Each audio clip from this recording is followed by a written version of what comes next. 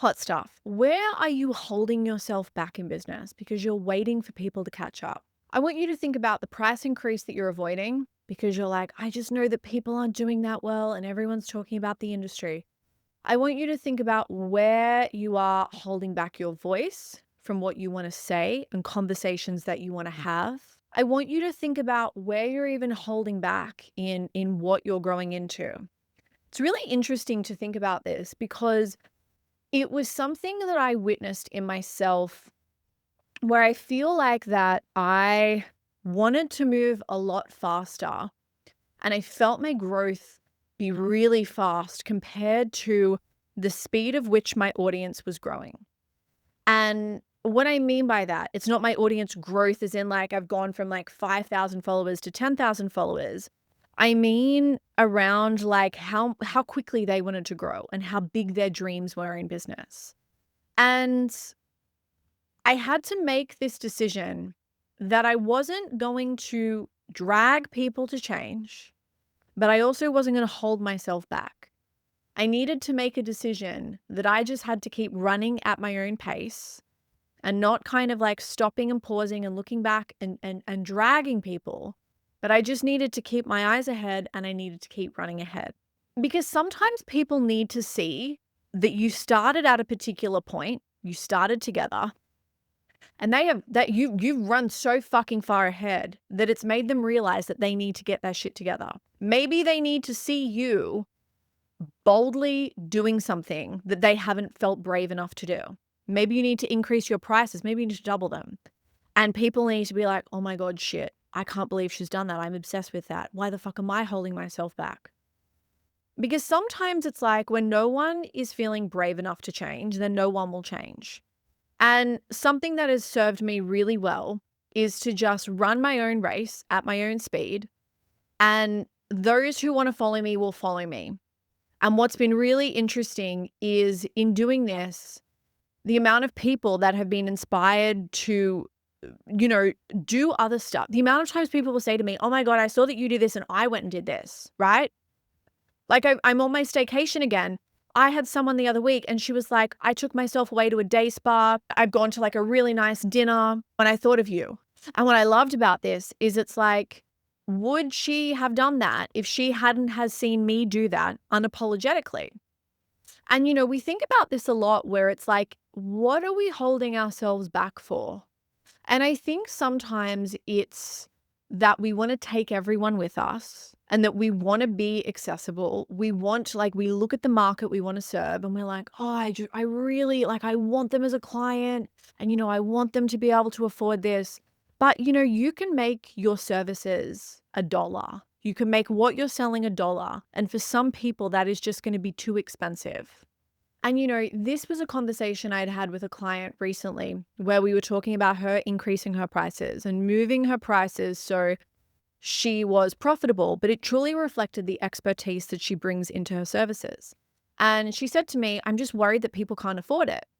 And I'm like, but why can't they afford it? She's like, because they're not really making any money. And I'm like, but how is that your business? Like maybe this is now the reason that they run their business better because they want to work with you. But the problem is it's like, I think about this a lot. It's like if I am not growing myself, where am I enabling people? Like if I stay cheap and if I stay small, where does that enable people to also stay small? And we can think about it this way. Like you can think right now, and I know so many of my clients listen to listen to the podcast, but it's like, imagine if I doubled every price doubled. There is going to be a few of you, hopefully all of you, shit, who knows, but that would be like, I still want to work with Peter. Fuck, I've got to get my shit together. If she's doubled her prices and everything's doubled, I need to make more money. I'm going to go and make all of these business decisions that I haven't been making. I'm going to go and raise my prices, the price increase that I didn't want to have. I am going to go and chase work. I'm going to go and do that scary thing. And what is so brilliant about this is it's like, if anything, we don't need more women in business to be not charging enough and struggling. We need people to be charging good money because money in the hands of the right people with like integrity and big hearts, they will change the world. Okay? Money in the hands of good people will change the world. And the problem is sometimes it's like if everyone is staying small because they have no reason to grow, it's like someone just has to go first. So I want you to think now around what is the cost of you staying small? How does this not serve the people that you work with? How is this not serving people by you limiting what you're doing? And I have an interesting example. I have no idea for how much Thermomixes are, but I'm pretty sure they're around $2,000. The reason Thermomixes work well is because people have just spent $2,000 on a piece of kitchen equipment. It's not like they've bought a spatula, right? So they've spent $2,000 on it. Now, because they have spent $2,000, they are very quick to integrate that into their life and do everything with it and make it part of their personality. And it's like, fuck, if we can like do anything with a Thermomix, it's happening in the Thermomix. If a Thermomix was $10, people wouldn't take it out of the box. And it's like, it can be the same with our offers. It's really interesting with Give Good Email. It's like we had better uptake and people turning up to the calls and doing the work, the more expensive we made it. Because, people had to make a decision and a commitment and they had to level themselves up to get to a point where they're like, shit, if I'm spending $3,300 on an email course, I'm going to fucking do it and I'm going to get the change. And in the process of that, I know for some people, they upgrade their identity. They're like, now is the time where I step into big business me. Could you imagine if I was charging $100 for Give Good Email? People would probably find every excuse not to do it. And, oh, it was just $100. I'll do it later. And they'll let it get dusty. And I think one of the best things that I ever did was not hold myself back with my pricing, how I'm showing up and how I'm positioning myself. And as a byproduct, my clients get better results because they also need to level themselves up. And then as a byproduct of that, their clients need to level themselves up. And everyone grows in the process. It's like when we think about staying small, no one wins. The only people that win are the people that have really shit intentions and are probably not the best people who are like, well, if no one's at the top, I'll just go there and I'll do it. On the topic of it's not your job to be cheap, it is also your job to run your business like a business. Sometimes where you feel like that you're trying to hold yourself back and be accessible and you're like, oh, this is really cheap. You end up shooting yourself you ended up like shooting yourself in the foot in the process. Is that the saying? I think that's the saying. It's like if you're holding yourself back and you're being cheap, but you're also not being profitable in the process. And every time you show up, you're not really making money and you would be better off to have employment. It's like that's not helping your longevity at all in your business, especially if you're like, fuck, I want to give up. And I hear this a lot. It's so interesting. Founders who are like, I'm hardly making any money. I hate this. I'm like, great. You have to increase your prices. No, I don't want to do that. And it's like, what are you going to pick? Are you going to pick closing the business or are you going to pick having a bit of an uncomfortable conversation and like, I don't know, maybe a week of uncomfortable feelings to have a business that's going to serve you and you'll get paid from it? You feel me? You feel me? You feel me? So hot stuff, check in with yourself. Ask yourself, am I holding myself back? Where am I trying to be safe? And what would it look like this week for you to just fucking go for it? You don't have to do everything all at once. You could do one thing. What would that look like?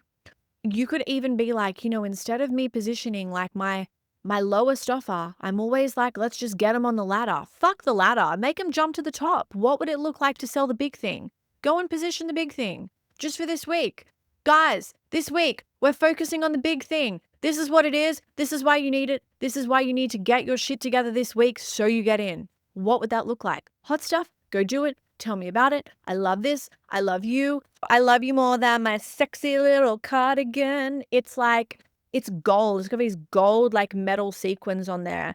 They look like little diamonds or like rhinestones. So I love you more than that. I actually bought this. Oh my gosh, when did I buy this? I bought this in 2016. And I bought it from this like little boutique in Maitland called Hush Boutique. And I actually was doing social media work for them and modeling. I ended up like getting this because the founder, the woman who had the shop, she was like, I'm so bad at this. I'm like, I can help you. If you want, we can do some consulting. I ended up unlocking like staff discounts. I would not have been able to afford anything in there otherwise. Like I'm pretty sure this was like a $350 cardigan, which I feel these days is maybe standard depending on where you're shopping. But like 10 years ago, that was insanity. That was insanity. And I was like, I want this cardigan. I want this cardigan so bad. So I love my little entrepreneur self for kind of swinging a deal and then making that shit work. Love that. I love you more than, oh my, I feel like we've said this on like another podcast episode. I fucking love hospitality staff. I absolutely love my hospo staff. There are two gorgeous girls. I think they're both 18 and they work at my local. Both of them are harassing me for a job. You know what? I'm going to be honest. If I knew that they wanted to work in this industry, they wanted to work in marketing or something with content, I'd be like, sure, I will employ you. Do I think that this is where they want to be? I don't know. I think they like me and I think they think the work will be interesting. But I don't know. But I love that they are harassing me for a job because they think that it would be great to work a professional babe. You know what? It probably is. I love their enthusiasm. And I love you more than my ability to just make instant friends with hospitality staff and random people. So I love you more than that.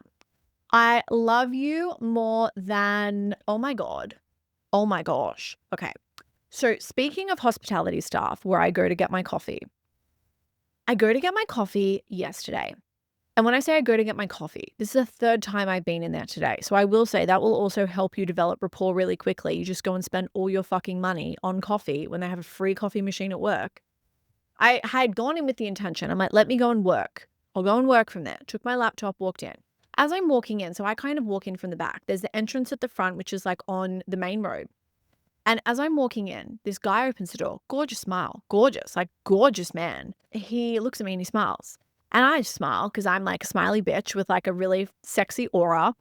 And I go down and I was like, oh, fuck it. I feel like a macaron. So I go down, I look at the little cabinet. I'm like, what's in the cabinet? Anyway, he goes and looks at the sandwiches and he goes to line up. And then I start to walk up and he was like, oh, she was in front of me. And I'm like, oh, thank you. We love a gentleman.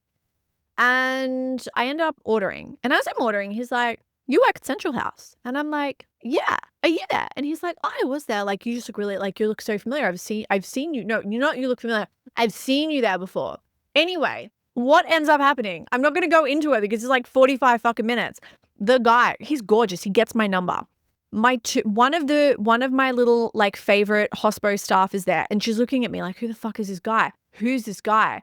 She's like, he's so fucking hot. I'm like, the man is hot. Anyway, he got my number. I get his business card. He's got like 2 businesses. He's a tradie. I know. I wish he could do my bathroom renovation, but he's not that kind of tradie, but he can install an air conditioner.